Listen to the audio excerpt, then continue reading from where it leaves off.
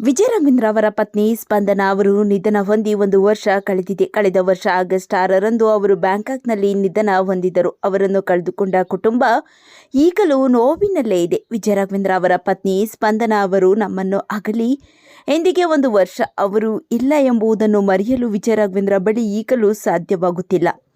ಇಂದು ವಿಜಯ ರಾಘವೇಂದ್ರ ಅವರು ಪತ್ನಿ ಸ್ಪಂದನಾ ಅವರ ವರ್ಷದ ಪುಣ್ಯತಿಥಿ ಕಾರ್ಯವನ್ನು ನೆರವೇರಿಸಿದ್ದಾರೆ. ಈ ವೇಳೆ ಅವರು ಭಾವುಕರಾಗಿ ಕುಸಿದು ಬಿದ್ದಿದ್ದಾರೆ. ಹಾಗಾದರೆ ವಿಜಯ ರಾಘವೇಂದ್ರ ಅವರ ಪರಿಸ್ಥಿತಿ ಹೇಗಿದೆ?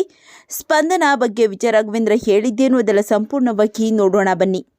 ವಿಜಯ ರಾಘವೇಂದ್ರ ಅವರು ಸೋಷಿಯಲ್ ಮೀಡಿಯಾದಲ್ಲಿ ಆಕ್ಟಿವ್ ಆಗಿದ್ದಾರೆ. ಅವರು ಆಗಾಗ ಪತ್ನಿಯ ಫೋಟೋಗಳನ್ನು ಹಂಚಿಕೊಳ್ಳುತ್ತಾ ಇರುತ್ತಾರೆ. ಈ ಮೂಲಕ ಅವರು ಪತ್ನಿ ಬಗ್ಗೆ ಇರುವ ಭಾವನೆಯನ್ನ ವ್ಯಕ್ತಪಡಿಸುತ್ತಾರೆ. ಇಂದು ಸ್ಪಂದನಾ ಪುಣ್ಯತಿಥಿ, ಹೀಗಾಗಿ ಇಂದು ಬೆಳಗ್ಗೆ ಸ್ಪಂದನಾ ಅವರ ಫೋಟೋನ ವಿಜಯ್ ಹಂಚಿಕೊಂಡಿದ್ದಾರೆ. ಈ ಫೋಟೋಗೆ ಚಿನ್ನ ಮೌನದಲ್ಲಿ ಅರಳಿದ ನಗು ನಿನ್ನದು, ನೀ ನಡೆದ ಹಾದಿಯ ನೆನಪಿನ ಬೆಳಕು ನನ್ನದು ಎಂದು ಬರೆದುಕೊಂಡಿದ್ದಾರೆ. ಬಳಿಕ ಹರಿಶ್ಚಂದ್ರ ಘಾಟ್ನಲ್ಲಿ ಪತ್ನಿಯ ವರ್ಷದ ಪೂಜೆ ಮಾಡಿದ್ದಾರೆ. ಪೂಜೆ ಮಾಡುವ ವೇಳೆ ಪತ್ನಿ ಸ್ಪಂದನಾ ಅವರ ನೆನಪಾಗಿ ಕಣ್ಣೀರು ಹಾಕುತ್ತಾ ಅಲ್ಲೇ ಕುಳಿತುಕೊಂಡಿದ್ದಾರೆ. ವಿಜಯ ರಾಘವೇಂದ್ರ ಅವರ ದುಃಖ ನೋಡಿ ಮಗ ಶೌರ್ಯ ಕೂಡ ಕಣ್ಣೀರು ಹಾಕಿದ್ದಾನೆ. ಬಳಿಕ ಸಹೋದರ ಶ್ರೀ ಮುರಳಿ ಸಮಾಧಾನ ಪಡಿಸಿದ್ದಾರೆ.